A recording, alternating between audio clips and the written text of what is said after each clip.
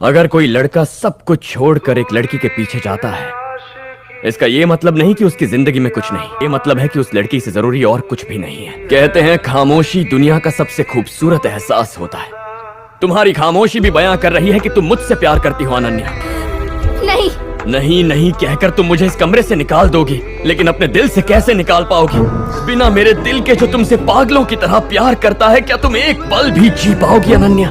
कहना आसान है कि मेरी जिंदगी से निकल जाओ, पर यह करना बहुत मुश्किल है।